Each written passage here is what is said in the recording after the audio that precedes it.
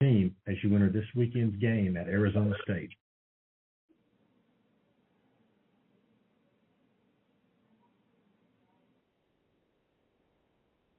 One second while we get Coach Lebby's line unmuted.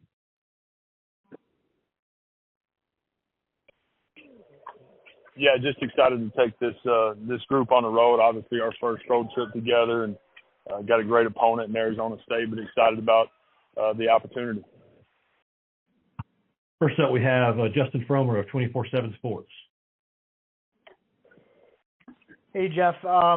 Diego Brumfield and Trey Wright obviously both missed Saturday's game against EKU. How close are they to returning, and just how big will that be for the depth in the secondary going forward once you get them back? Yeah, not counting on having either one of those guys right now.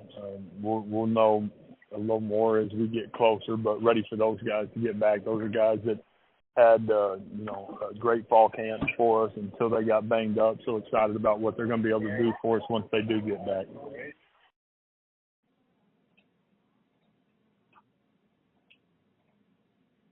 Next is Mike Griffith of Dog Nation. Hey, Coach. Appreciate you doing the call. I want to ask you about the helmet, the radio in helmet, and the iPad. Were either one of those more impactful than the others, and what was the biggest impact of that technology?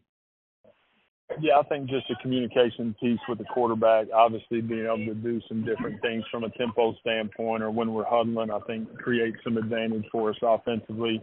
Then the iPad's doing a great job of, making sure we're using that time for correction and making adjustments. Both are incredibly helpful. Excited about having both and look forward to continuing to that being a big part of what we're doing.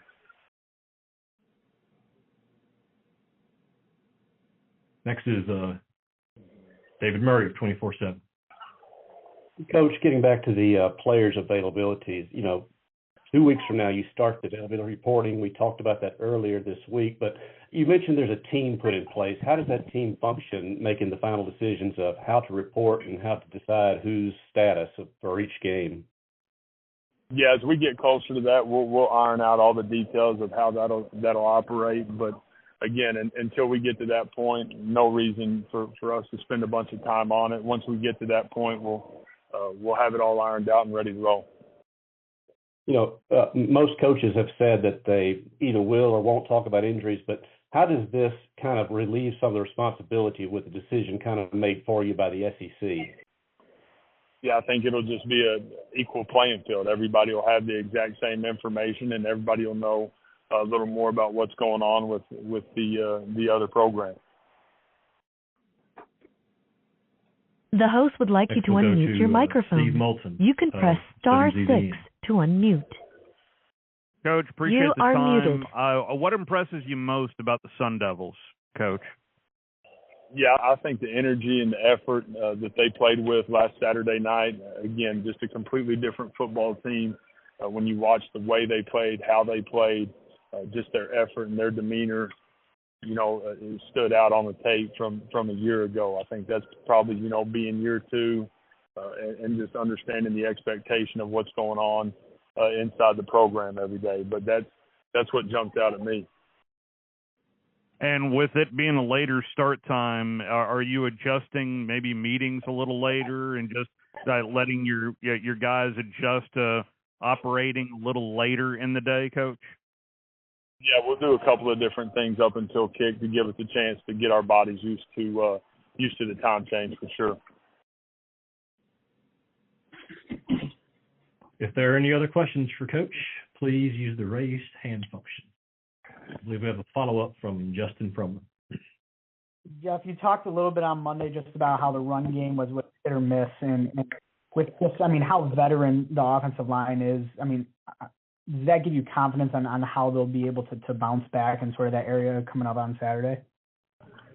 Yeah, I think so. We talked a little bit about it post-game and then, Monday, but it was somebody different or something different.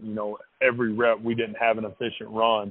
It was a different position group. So, everybody taking great ownership in that piece of it and making sure we're clean and executing on a really high level. I think we also have a follow-up from Mike Griffith. Yeah, following up on the in-helmet on radio, I'm wondering where you put the green dot on defense and how do you use it on defense? Yeah, we put it on our mic backer, so Stone had it, and we'll continue to have that. And Hutz is the only one that is communicating with him.